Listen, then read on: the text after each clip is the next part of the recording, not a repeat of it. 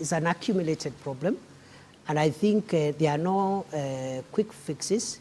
The best way to do it is to just analyze all the factors and bring recommendations that will last us another 40, 30 years. The financial inadequacies being experienced in the country perhaps are as a result of the pending bills. More than 650 billion for the national government, 150 billion for county governments. But you're not budgeting for it. Do you promise Kenyans that as soon as the pending bills verification committee concludes its work, you're going to settle the pending bills? We will implement the recommendations of the pending bills verification committee. Thank you. DP, tumebakisha dakika kidogo kabla ya kufunga, lakini hii leo kumekuwa na mabadiliko katika baraza la mawaziri, na kuna wengi ambao wanahisi kwamba the appointments that have been made seem like a harvest just 10 days after President William Ruto met retired President Uhuru Kenyatta, and all those appointed to the cabinet and board chairs seem to be from Mount Kenya. What is this about? You know, the cabinet, appointments, dismissal, reassignments, if you look at Article 32, is the prerogative of one person, the president. So I'm sure the changes that the president has made have been made in exercise of that prerogative and to advance our country's national life in the weeks and months to come. I cannot directly associate themselves with the political developments, but also I have no reason to disassociate themselves from any political development, because the president has made it clear that for the country to pull and rally itself to do the heavy lifting, there is need for a broader political consensus. It started with the inclusion of the partnership with some of the ministers who were appointed, who were allies of former Prime Minister Raila Odinga. The ministers and parastatal chairs who have been elected, who have been appointed today, many of them worked under President Uhuru Kenyatta. That is in the spirit of broadening political consensus so that we can focus not on political competition and the quest for political survival, but on pulling the heavy agenda that we need to pull to transform Kenya and carry everybody. But there are those who many Kenyans feel duped or betrayed by the Kenya Kwanza administration, because during the 2022 election campaign, the hustler narrative was the cornerstone of the Kenya Kwanza administration, a break away from traditional political dynasties to more ordinary Kenyans, right? But the appointments being made recently by President William Ruto are people or individuals from established political families. It looks like the Kenya Kwanza government is running away from the hustler narrative back to the dynasties to save the day. Why is that? As any of the ministers and parastatal chairs who have been appointed today coming from established political families? They do come largely from the Mount Kenya region, especially. Sorry again? Sorry again? They do come, many from the Mount Kenya region. Many who've been in government before, and you remember the call, especially during the Gen Z protests, was to drain the swamp, to have something new in the Kenya Kwanza administration. I don't know what you call something new, because even the ones who have come are new. They were not there, they are new. Allow me to rephrase her question, because this is what Kenyans feel, that the political class has regrouped and forgotten about what Kenyans want. What would you tell them tonight? I don't think so. First and foremost, as I said, this is no time for politics. Let's start from there. That time is coming. And we will all do politics and do it so well.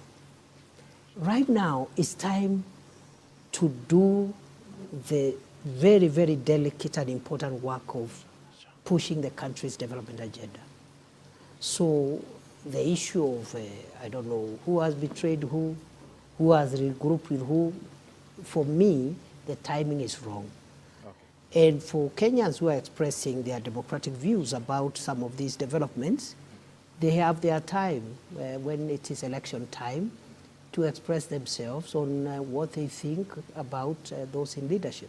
Your Excellency, to Matters Now development projects, and we've seen the issue that Kenyans are actually expressing is that this government is forcefully imposing government projects, programs. For instance, vaccination of animals, SHA, that is the Social Health Authority, affordable housing, and I'll begin by that before we get to the specific programs. What do you make of, or what do you think about this? Because Kenyans say it is too soon. It is being buttressed on them. You're forcing it down their throats.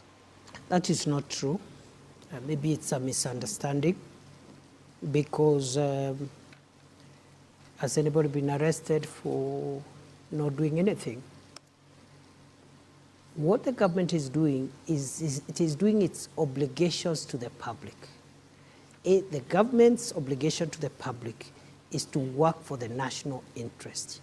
The national interest in this matter includes, for example, universal health coverage, making sure as many Kenyans as possible have medical cover, because many homes have been rendered poor.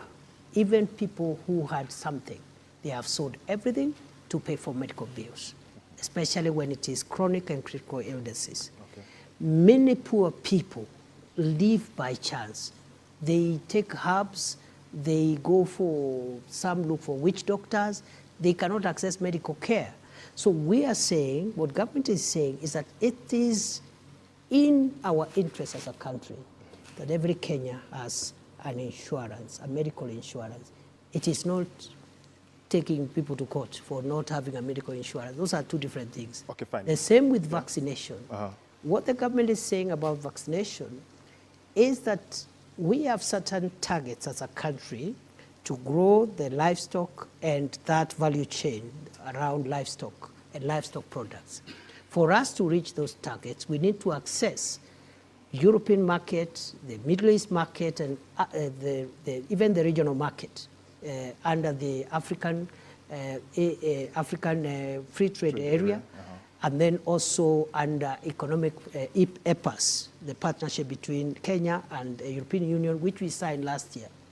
In many of these markets, our products are being denied access, and one of the requirements is sanitary and phytosanitary standards. That is to say, health-related standards. One of the requirements for us, for example, to meet our export demand is that your herd must be vaccinated.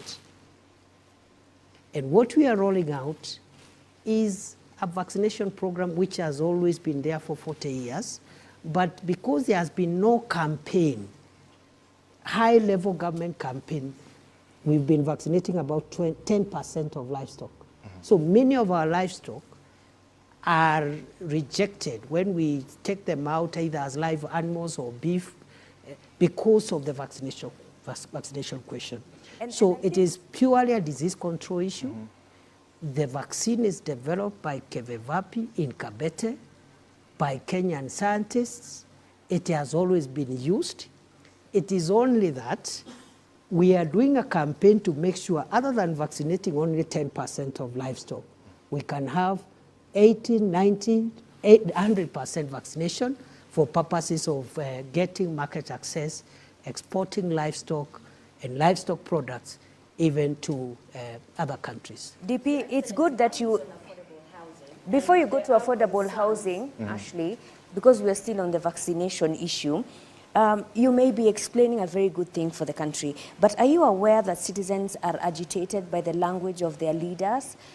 Is there a more decent way to explain your programs and not seem like you're forcing it down their throats? And I'll give examples. Adani Consolation, the president said it is people who have never been to the airports that are complaining. When it comes to the vaccination, majority leader yesterday, I think, said ni watu hawana ng'ombe, hawana kuku. How do you think that makes citizens feel when they are trying to express themselves, yet they are met with arrogance? And to add on to that, the Kenya Veterinary Association perhaps has, among the recommendations they've given, they've said improve public awareness, enhance stakeholder engagement.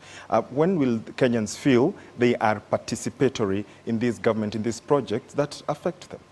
First of all, we agree that we need to create awareness and also just carry citizens along in our government programs, and also generally as government we need to continue communicating to the people in a manner that is consistent with our obligations under the Constitution. But having said that, I am sure again, because we were here an hour or so ago, I'm sure you are not inviting me to comment on statements by the president or another leader, because let's discuss the issues. Let's not discuss, those kind of issues, because in the process, the message will be lost. And the message is, these programs are for the interest of the nation. There is nothing sinister about it. As to if we need to improve our communication and engagement strategy, I agree with you. It is work in progress. We need to keep on improving. There's many questions, Mr. DP, whether these questions are really for the interest of the people. We, as the media, have reported every day, Kenyans are deeply frustrated with the Social Health Authority. Many, in fact, say NHIF was working. When you come to issues like affordable housing, we were told there was public participation.